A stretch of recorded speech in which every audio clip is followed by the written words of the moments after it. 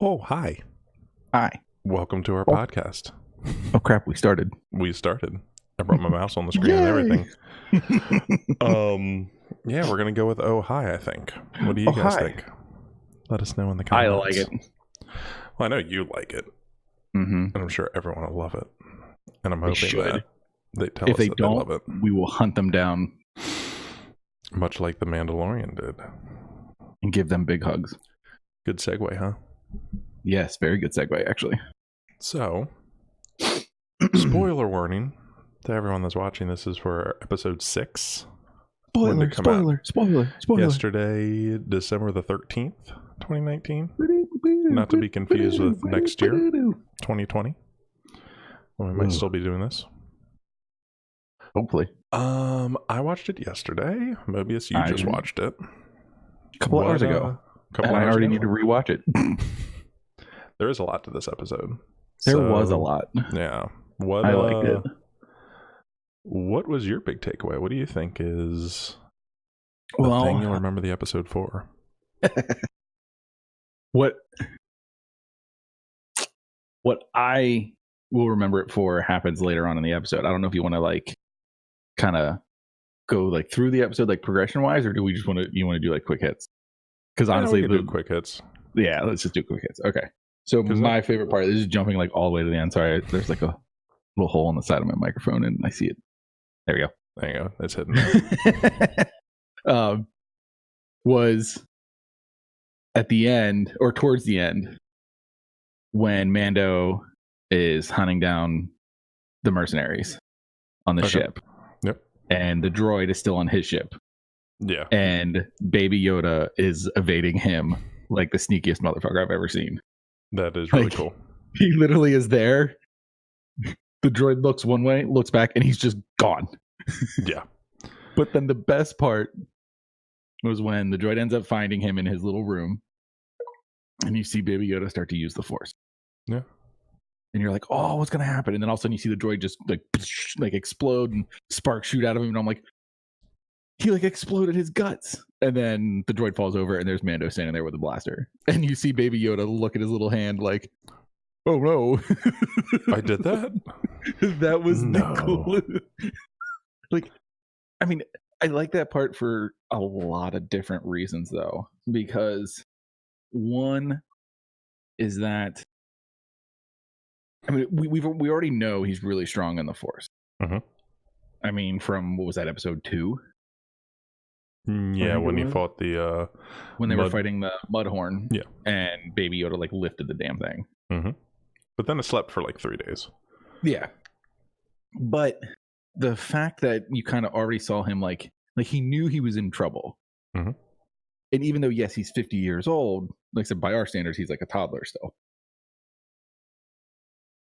So the fact that he has the ability to recognize he's in trouble, but then also be able to reach out with the Force to be okay, I need to do something because this thing's a threat to me.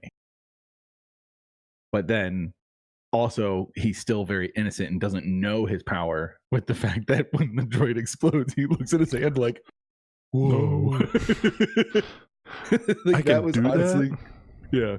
But the other thing with this episode, I mean, I feel bad going all the way to the end before talking about anything else, but this was the most stressful episode for me. Why do you say that? This one I felt was the most intense. Yeah.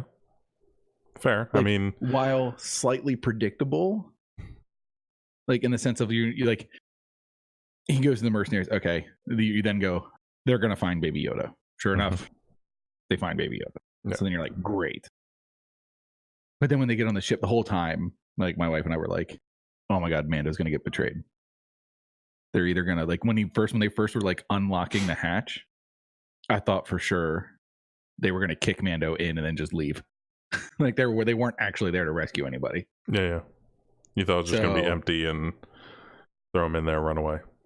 Yeah.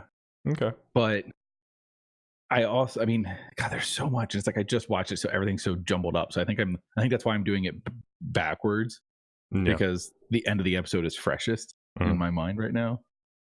But I think you do get a little bit more insight into Mando's like personal code. Yeah. I think because hearing how some of the mercenaries talked about how he used to be, Mm-hmm. And the way he used to do things to how he does them now, they're all like, "Ooh, what's going on? What's going on?" Da da da da. Or did that really change you that much? Or are you truly whatever? So when he's like hunting them all down, I'm thinking he killed them all. That's what you think, yeah. Yeah, and then because especially the part with what was it, Berg, and they're fighting dude, in that one comm I room. totally thought the second set of doors just crushed his head. Right? And I like the way they did it, where they were like, okay, you've already seen this once. He shoots the door, it falls on him, and like, okay, they're going to use this trope of doors are going to just fall on people, it's going to kill him, decapitate, whatever. And then he lifts and he's standing with the door. Yeah, he's like, he like just like squatted the door. Yeah, and you're like, what the hell? He's actually pretty badass. Like, okay, that dude's actually pretty bad. Yeah, exactly. But then the door, closed on him. You're like, then the second door did. You're like, okay, I don't think his head could stop that. There's no way. But something obviously happened to where he could survive. Yeah. Yeah, I mean, overall, a lot of it was predictable. I mean, a lot of these episodes are. Well, sorry, go ahead. I was gonna say, I mean, it's the Star Wars universe. Yeah, it's more about their character development. What I'm starting to learn is that they're not. I don't think they're building towards something, but they're not building towards like Obi-Wan's gonna be there, because obviously he's dead at this point. But it's not like they're gonna reveal something huge and something and to lead nothing to. That I think will. Yeah, it's nothing major. Impact the movies. Yeah. There might be little tidbits here and there, like maybe they'll mention the child in this next one, but it's not going to be like an event from it happens. I know originally I thought there's got to be some kind of connection, and but this happens. I mean, I don't want to say so much before, but it still happens a good chunk before. Just the sequels. Yeah. The is it Force Awakens? Why can I? Yeah. Right. Yeah. Okay. I was drawing a blank on. I knew it was the Force, and then it was just blank. It's the last Force Awakens Jedi. Yeah. But Skywalker. The rise of Force Awakens. The rise of Force Awakens. Yeah, but that's where, like, that's exactly. I mean, the timing. Like, I feel like maybe something will come out of it, but I don't think it'll be anything that like critical or crucial. But they are building to some type of reveal. Part of me wonders if we'll ever actually get to see Mando take his helmet off. I bet that's going to be the reveal. That like that could be it. It'll be him with like Baby Yoda. They finally maybe have a little bit of a reprieve, and he takes his helmet off to talk to the child. Another thing I was thinking they could do, because since they are going to be ending this after Rise of Skywalker comes out, like almost I think it's a week or two after, I'm assuming they'll be giving people enough time to actually go out and see it. If they don't fill plot holes in Rise of Skywalker, that they could try and use this show for Rey's backstory, for Snoke's backstory, where you don't necessarily see them in it constantly, but it's kind of like you get a hint at what things are. And maybe they do eventually tell a full backstory, but that could be what they're doing as well. We were disappointed by them not explaining this. In Rise of Skywalker, Mandalorian's going to do what it can without going over the top and, smashing all their costs and having all these special effects and craziness. Just a little story, a little snippet of this or that. Yeah. Which I would like. Yeah, I think that would be cool. I mean, I hope it's not that.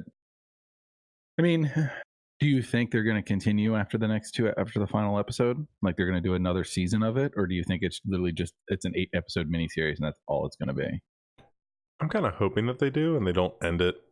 I feel like they're building it to be a possible like longer series than it is. Like, even though, yes, it's a mini series, I feel like they could do another 8-episode season or series and it would be like there's still, I just feel like there's a lot there. Yeah. And the time period that they're in is really cool. Yeah, because you're Because there's learning a still lot a- about the transition. Because the ship that Yeah. all the prisoners were on was a New Republic ship, but then you get But the it looked- whole they activated their distress beacon, and for whatever reason that called in X-wings. So it's like, Yeah. wait, how did that kind of correlate? What do you mean? Because to me, yes, the New Republic was at first not evil, but it was strange to me that they went that route, that they were like, oh, okay, it's gonna tip off. They said other ships are gonna come in, but then it was X-wings of all things, which is supposed to be the sign of good. So I don't know. Which they were in this one, if you think about it. Yeah, I guess you're right. They were just bringing in prisoners. Right. It was a transport yet. ship.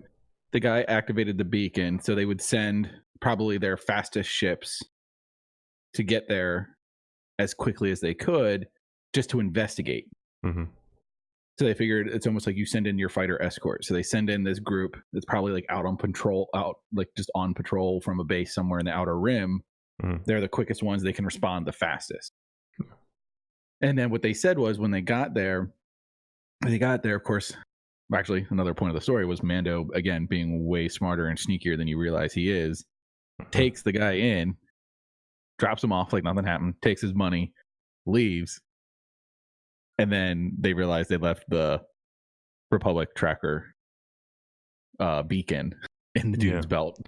What's this? And so, but what happened is because they had activated that one ship to technically go after Mando, when the Republic fighters came in, one of them says, looks like they've activated or they're releasing or preparing to launch a battleship or like a fighting ship. Yeah. So they said, yeah, or a gunship. Yeah. So they were like, okay, take it out. So they just blew up the whole station, or at least that bay. Yeah. Well, kind of looking at it as he was flying away in the final moments, it did look like they were just tearing it to shreds. Yeah, I think they just were.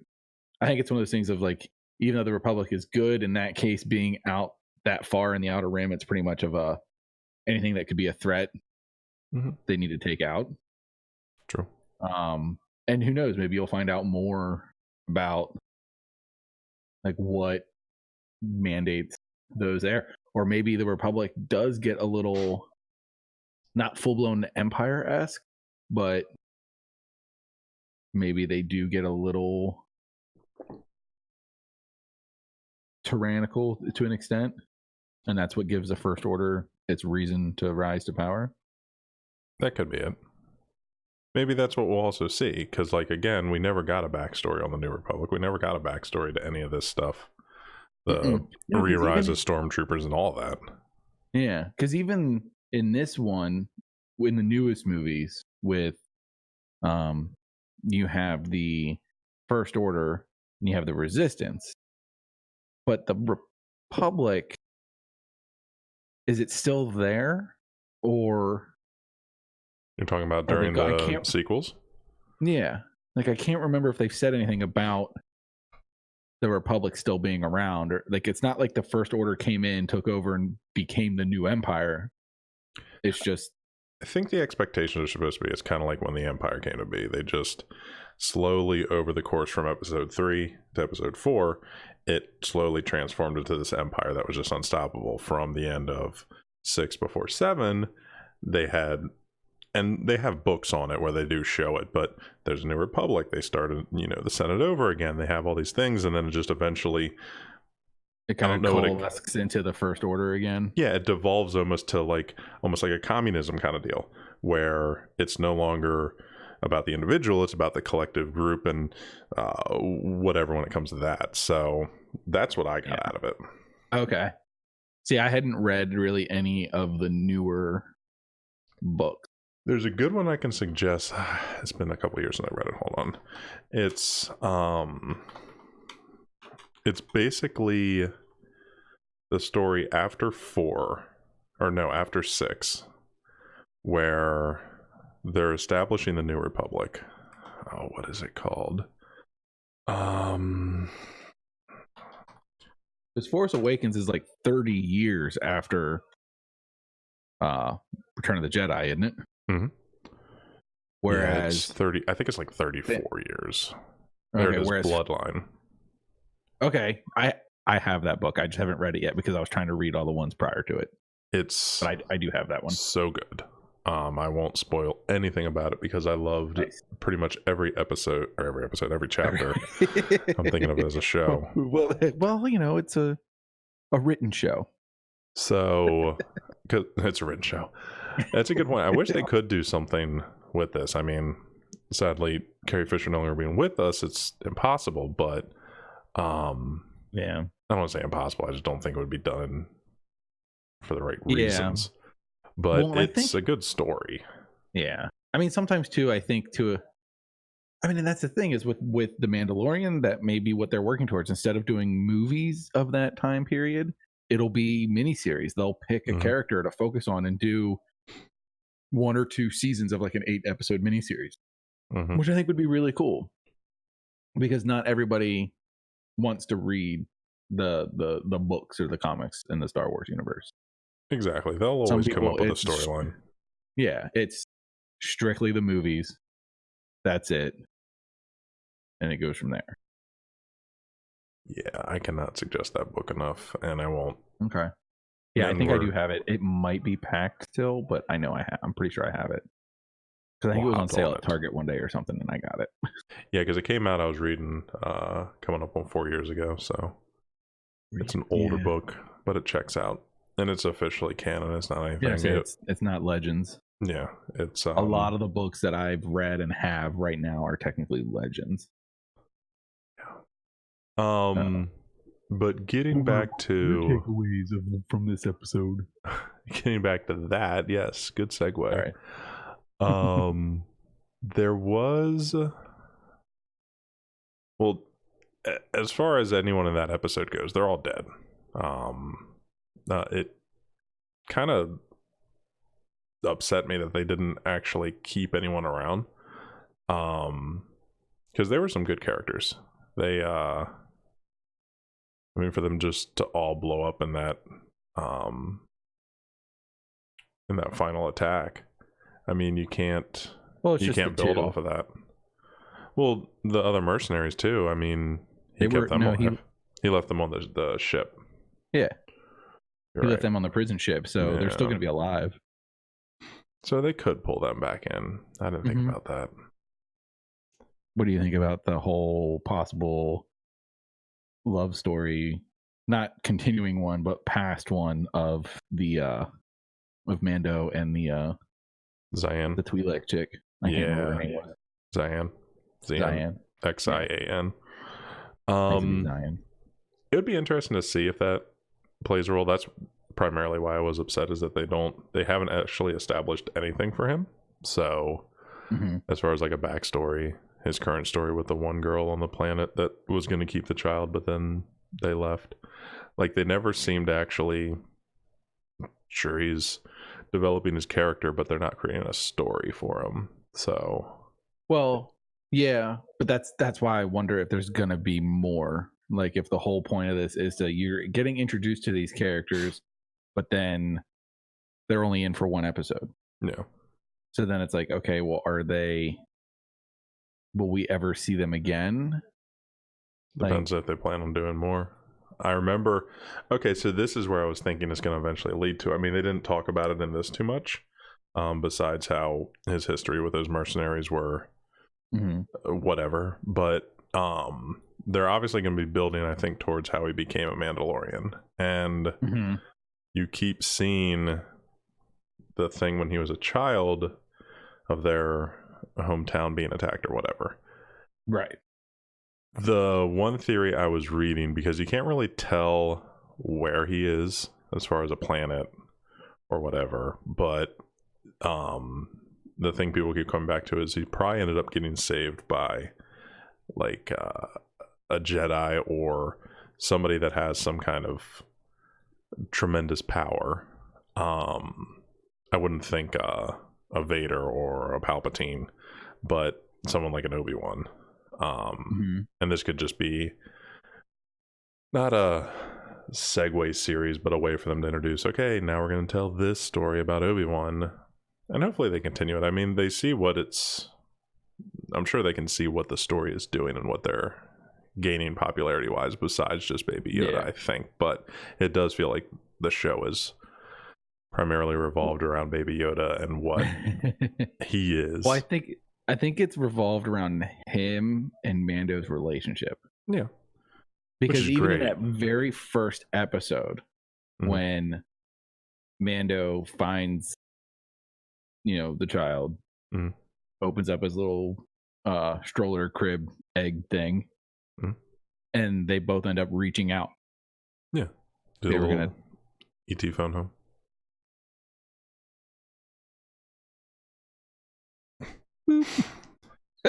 That wasn't weird. No. That wasn't weird at all. Not at all. Not at all.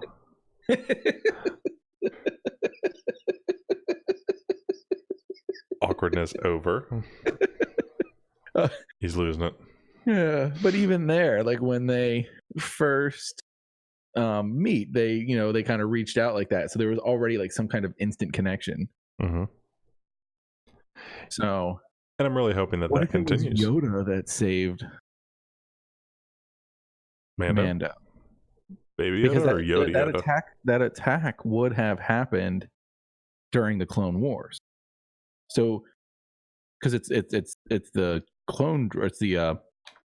Separatist droids that attack him when he's in that basement. True. I wonder if, like, they attacked, he gets hidden, he gets found by that droid, the Jedi show up, or maybe Yoda with his clone troopers show up and rescue him, and then somehow he gets deposited with maybe like to be safe or something like that. Could have been. I don't know. But I mean, for him to, unless it is, I have also heard that they say some people have said it's just the connection is just that they're both orphans. Like, he knows what it's like to lose his entire family. This child obviously doesn't have a family. So that was the instant connection. But I feel like it's deeper than that. I just don't know what. And I literally just thought of that right now. It's a pretty good theory.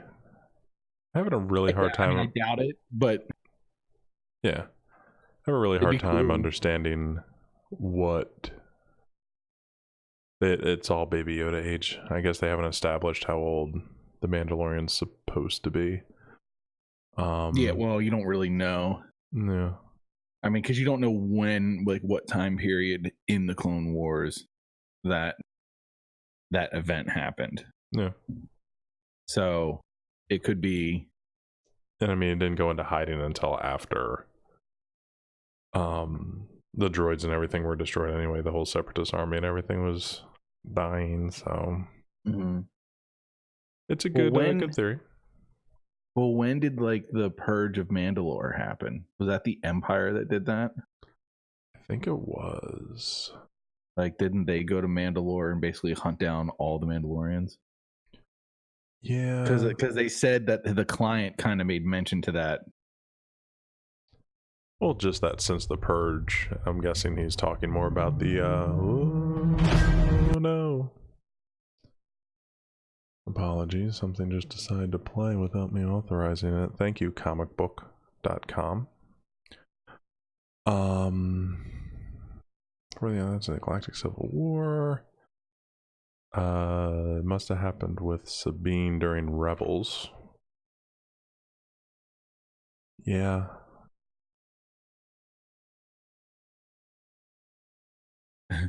I also had a super nerd moment.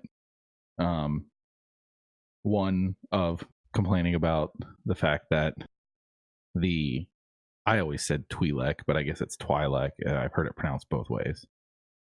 That what is it, Zian that something they end up meeting up with, that because my wife's like, you're super nerd. I said, what's weird, I was like, she has like really sharp canines, like elongated, sharpened canines, and based on the lore, most female Twi'leks didn't do that to their it was only the males that would sharpen their teeth to points.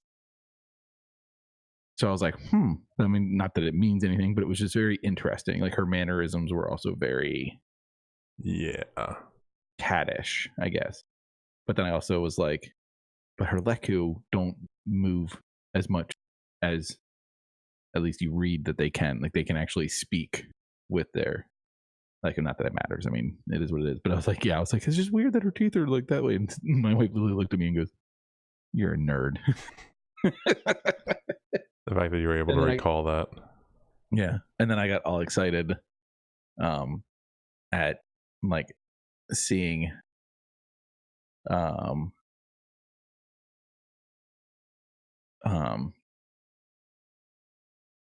like you keep getting glimpses as to why the Beskar armor is so revered, because like all the shots he's taken with it and it's not scorched or scratched or like anything. Yeah, it's crazy. Always pristine. Yeah. So the thing I was reading, and is this in Clone Wars? I guess so. I don't remember this. The Purge of Mandalore was done under the command of Darth Maul. Really? Mm-hmm. So that could open up, and maybe that's why, because I did read that they're going to be doing another season of Clone Wars, so maybe this will tie into that somehow. A lot of things that could be coming out of this, it looks like, because yeah, why is my webcam flashing?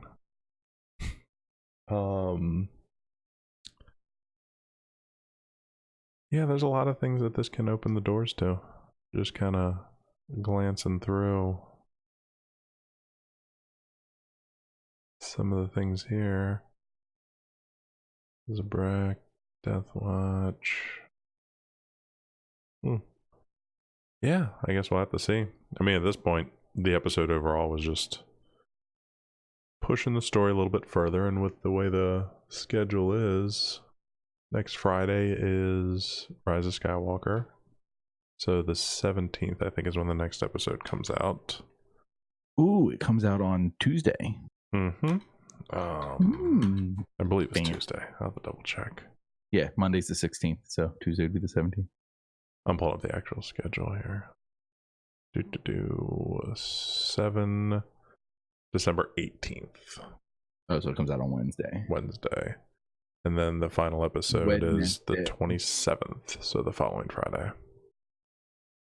Damn, so just 2 more episodes. Like a week and a half. Well, the final episode. Rise of Skywalker is going to be out, so. I know, but I'm not going to get to see it by then. Yeah, true. I mean, you might get to, but I don't know. We do have tickets, so we'll have to see if we can make it out there. Oh, and I did read, so Mando's rifle that he uses, it didn't just come out of nowhere. Boba Fett had it in the Star Wars Holiday Special. Obviously, is that where that rifle's from? Yeah, he obviously didn't use it, funny. But they the exact the Holiday design Special has also been. They have tried to eradicate it from all film history. Yeah, like you can only, like I don't think you can even find like it's even really hard to find like bootleg versions of it. I think online. Yeah, I heard it, so it's horrible. I want to see it so bad. I know, so do I. They say you need to not be sober to get all the way through it, because if you're sober, it's a holiday special. You can't stand it. All right, I guess we pretty much covered everything for this episode. Yeah, I mean, there wasn't any super big moments. It wasn't a dragger by any means. It was just I mean, it was intense. I mean, it was really good, but it was like, holy cow. Yeah, a lot of little things going on. Well, I think it was just a lot of suspense, and then of course the whole time I was worried about Baby Yoda. You knew he'd take care of himself. You gotta, because he's a child, but at the same time, I know, but still, you're just like, I'm so worried. What's gonna happen to him? I mean, I can't imagine they would do anything to him. It's Disney. They're not, it's not. Mm-mm. It's not Game of Thrones. They're not just going to murder off everybody that you like. But at the same time, any killings, like the first episode when he chops the dude up, you don't see anything. So if they were planning on doing something, it would just be insinuated. But I really doubt they're going to, with how popular it is. No, they're not going to kill Baby. Yeah. I don't think they could if they tried. Like, literally. They could write him out of the script and somehow a real Baby Yoda would show up and be like, no, back in the script you put me.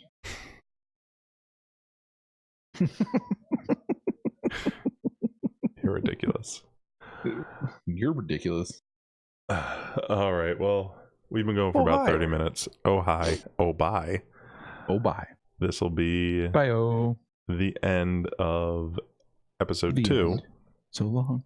Farewell. I'll be there saying I do. To you and you and you and you and you. I'll just let you sing an outro. I'm done. That's all I've got. We'll put together a beat. We'll put together a soundtrack for you to sing us out to. Yeah, sure. Okay. So yeah, as everyone watching this, there will be a description with our Facebook pages. Be sure to swing by and say hey, comment, like. You can subscribe to the YouTube channel. I don't know if we're going to end up making one for this podcast instead of using mine, because I feel like it's kind of unfair that it's linked to all my stuff, but we'll figure that portion out. So at least for now, I'm going to bring out my mouse. Over here is my Gaming Corner page. I have it linked below. And over here is Mobius's. So just look for us. We are streaming games and talking games. So I think maybe next time... What was that? And TV shows. And TV shows, yes. I was going to say next time we might discuss the top games of the 2010s, since we are coming up to 2020 and a decade of gaming is behind us.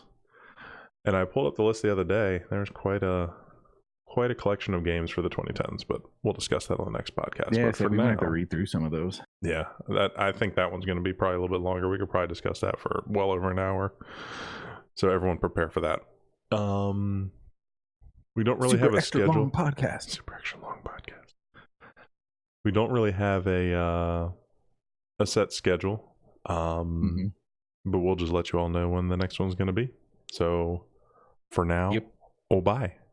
Oh bye.